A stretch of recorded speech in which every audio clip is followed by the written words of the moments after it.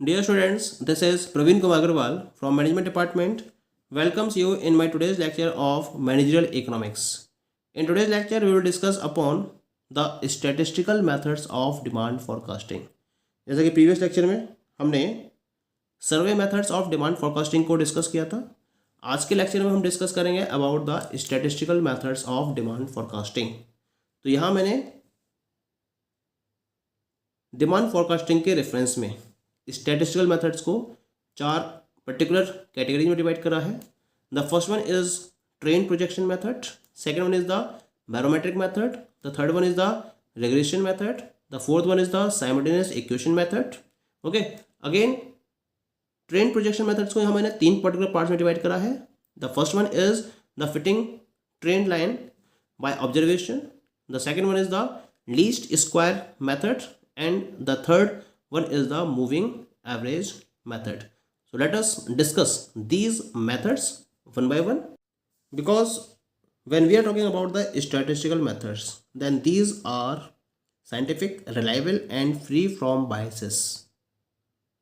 Statistical method के अंदर खास बात क्या रहती है कि ये साइंटिफिकली प्रूव्ड होते हैं, इनकी रिलायबिलिटी हाई लेवल की होती है और इनके अंदर बाइसनेसेस नहीं होती हैं, ये बाइसेस से बिल्कुल फ्री होते हैं। जैसे सर्वे मेथड्स के अंदर साइंटिफिकली की प्रॉपर्टी नहीं होती है, वो प्रॉपर्ली रिलायबल भी नहीं होते हैं और उनके अंदर बहुत सारी बाइसनेसेस भी अवेलेबल होती हैं, लेकिन स्टैटिस्टिकल मेथड में ऐसी कोई भी बाइसनेस अवेलेबल नहीं होती है।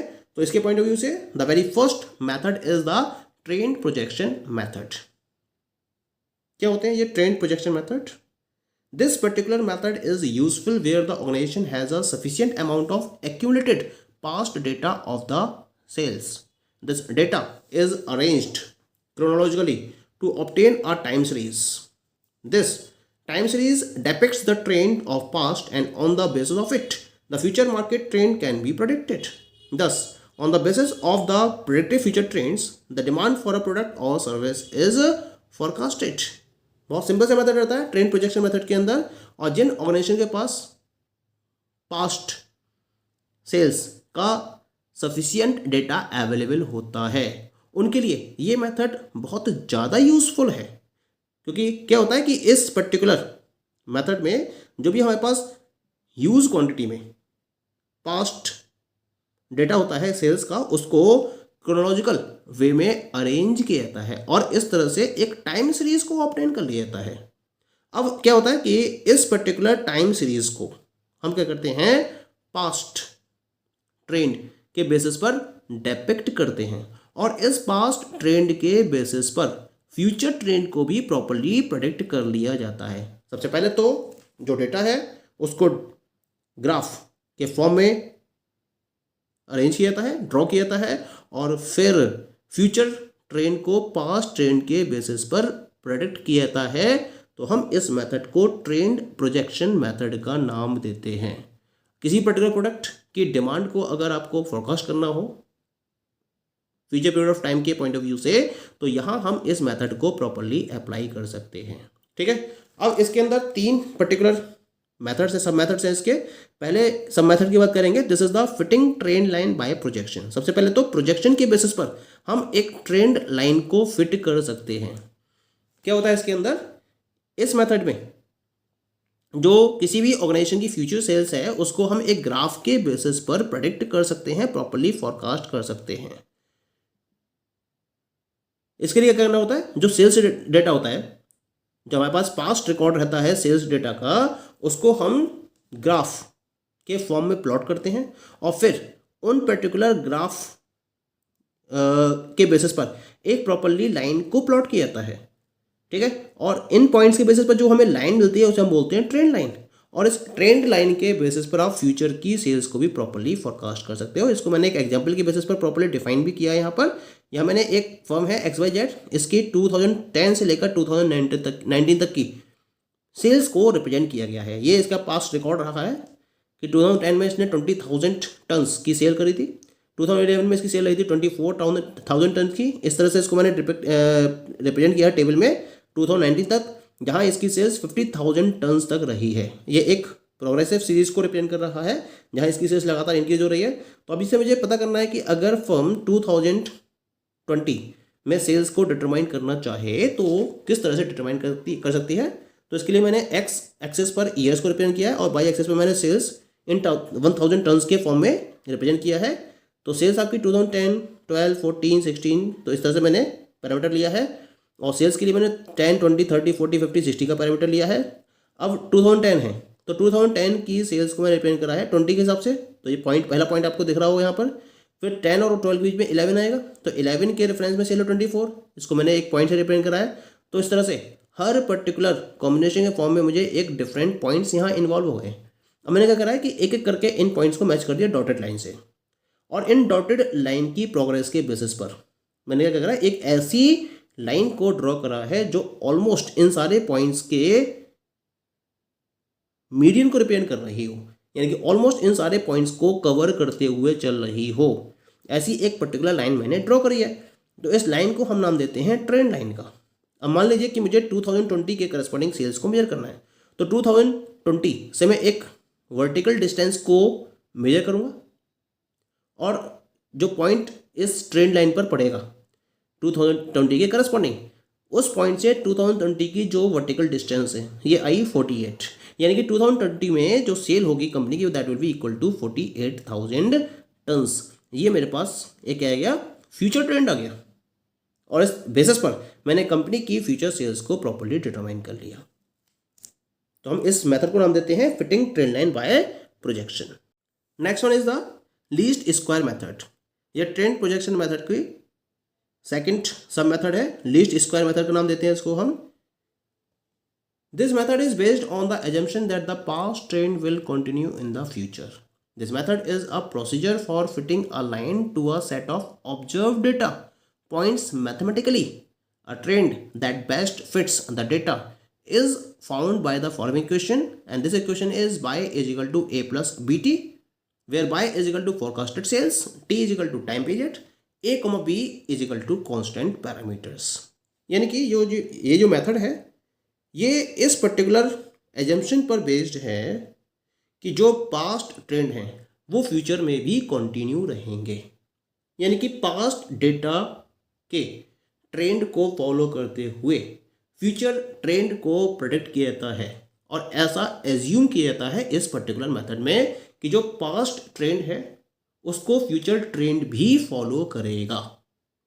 और क्या क्या रहता है, जो हमारे पास हिस्टोरिकल डेटा अवेलेबल होता है कंपनी के रेफरेंस में, उसके रेफरेंस में ये क्या करता है एक लाइन को फिट करता है, यानी कि एक इक्वेशन फॉर्म में लाइन को डेवलप करता है, एक इक्वेशन फॉर्म में लाइन को डेवलप करता है, और इस पर्टिकुलर इक्वेशन के बेसिस पर जो मैथमेटिकल वे में प्रूव्ड होती है, और इस पर्टिकुलर लाइन या इक्वेशन के बेसिस पर फ्यूचर की सेल को फॉरकास्ट किया जा सकता है।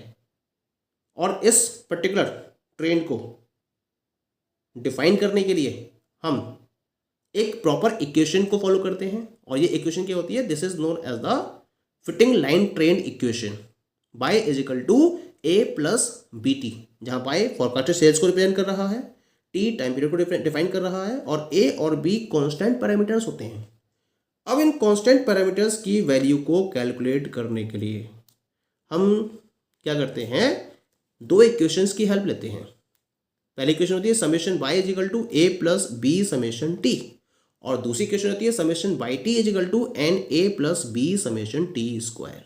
क्योंकि जो हमें सीरीज दे रखी होगी, जो पास्ट डेटा दे रखा होगा, उसमें टाइम पीरियड दे रखा होगा, और उसके करस्पॉन्डिंग मान लीजिए सेल्स दे रखी है हमें, तो उस टाइम पीरियड और सेल्स पीरियड के बेसिस पर हम क्या करेंगे, समेशन बाई की वैल्यू कैलकुलेट करेंगे, समेशन टी की वैल्यू कैलकुलेट करेंगे, समेशन बाई टी की वैल्यू कैलकुलेट करेंगे, और समेशन टी स्क्वायर की वैल्यू को कैलकुलेट कर लेंगे।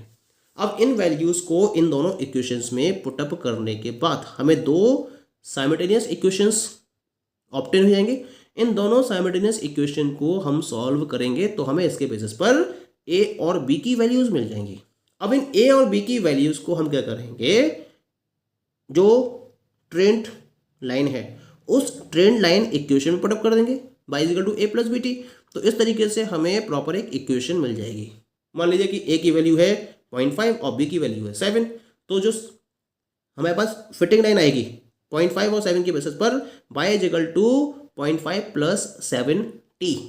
अब टाइम पीरियड यानी टी की वैल्यू को जब हम इसमें रखेंगे तो हमें फॉरकास्टेड सेल्स की वैल्यू मिल जाएगी।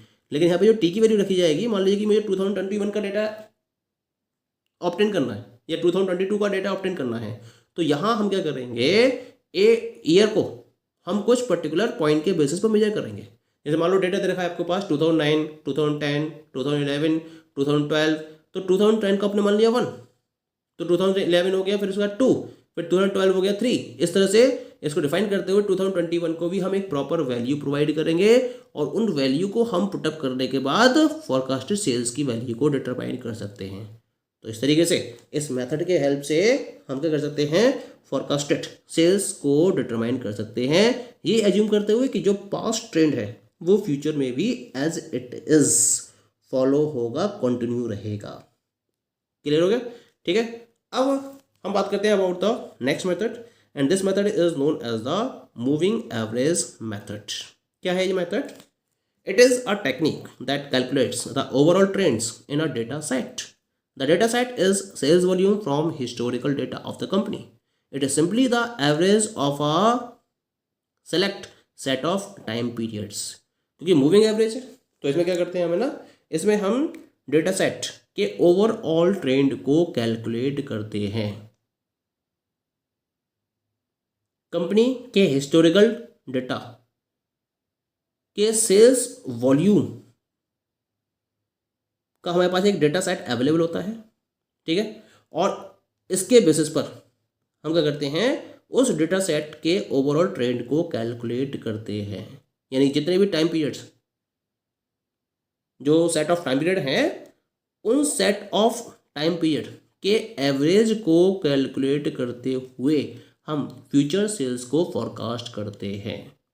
ये मूविंग कहलाता है। Why it is known as moving? क्योंकि इसमें क्या करते हैं ना, a new number is calculated for an upcoming time period, the oldest number in the set falls off. जैसे जैसे हम नए नंबर, जैसे जैसे टाइम आगे बढ़ता चला जाता है तो नया नंबर इंक्लूड होता चला जाता है, और जो ओल्डेस्ट नंबर्स होते हैं वो इस सेट में से निकाल दिए जाते हैं।